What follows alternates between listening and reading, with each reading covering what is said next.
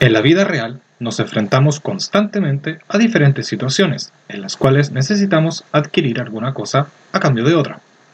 Si especificamos esta situación de, entre comillas, transacción a algo como realizar una entrada a algún artefacto para luego obtener a cambio un producto o algo procesado, como también algunos ejemplos podrían ser la mezcla de ingredientes cuando cocinamos, al teclear Enter en el computador para obtener el resultado de algún comando, deducir el monto del pago de alguna cuenta en base a su costo fijo y el consumo, podríamos estar en presencia de lo que podría ser una función.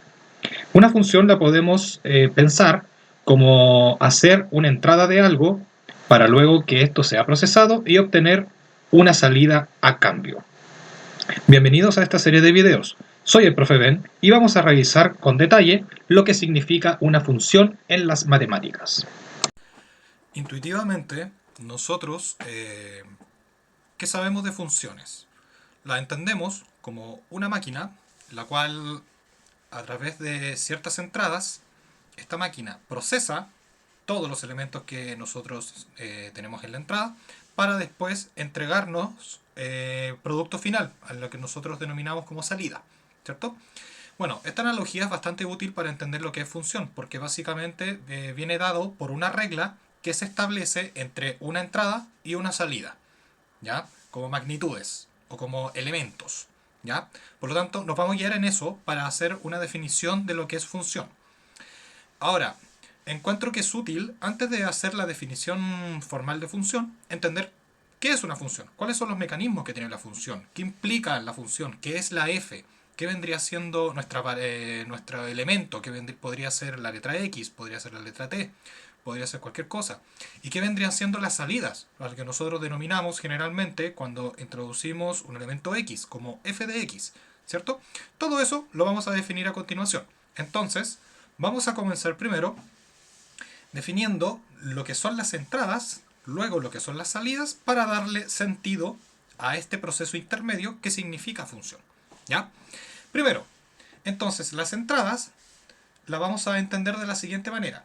Vamos a tener nosotros como input, ¿cierto? O como entrada, valga la redundancia, distintos elementos que van a estar acotados, ¿cierto? Como un conjunto. A este conjunto lo vamos a denominar con la letra, por ejemplo, D. ¿Ya? Vamos a llamar este conjunto D. Este conjunto D va a tener adentro distintos elementos. Vamos a ocupar por facilidad los elementos de la variable x. ¿Ya? Vamos a colocar entonces, por ejemplo, x1, vamos a dejar un x2 y vamos a dejar un x3. ¿Ya? Todos aquellos elementos que estén dentro de este conjunto D conforman lo que es el dominio. Vamos a entender el dominio entonces como un conjunto de elementos en los cuales está acotada la función. ¿Ya? Entonces, todo esto de aquí, el dominio, vendrían siendo nuestra entrada. ¿Ya? Nuestros elementos de entrada a la función. ¿Ya? Por lo tanto, todos aquellos elementos que estén dentro de este conjunto van a poder ser sometidas adentro de lo que vendría siendo nuestra función. ¿Ya? Ahora, ya con las entradas más o menos definidas por lo que vendría siendo el dominio, vamos a analizar a continuación lo que vamos a obtener de respuesta, o sea, nuestras salidas, ¿cierto? Si nosotros introducimos elementos de x1, x2, x3 como elementos, ¿cierto?, del conjunto del dominio, naturalmente que vamos a obtener en las salidas procesados estos elementos, ¿cierto? Como f de x1, f de x2, f de x3, y así para cada elemento del dominio vamos a tener un elemento de salida. Dicho conjunto de salida, que lo vamos a denominar como el conjunto E, para colocar una letra para facilidad, este conjunto E está denominado como imagen. ¿Ya? En algunos otros textos lo vamos a encontrar como rango, recorrido, y en otros casos lo van a encontrar como codominio, pero codominio no es necesariamente igual a la imagen. De hecho, vamos a definir más adelante con más detalle lo que significa realmente codominio. Por ahora quedémonos con esta definición de que es imagen. ¿Ya? Entonces, dicha palabra imagen va a ser el conjunto de salidas que vamos a obtener en la función a través de nuestros input o nuestros elementos de entrada que están dados por el dominio. ¿Ya? Por lo tanto, ya conociendo todas nuestras entradas y todas nuestras salidas, solamente nos falta verificar qué ocurre acá en medio. La función en matemáticas está definida por la letra f. ¿Ya? No vayan a pensar que f de x es la función. No.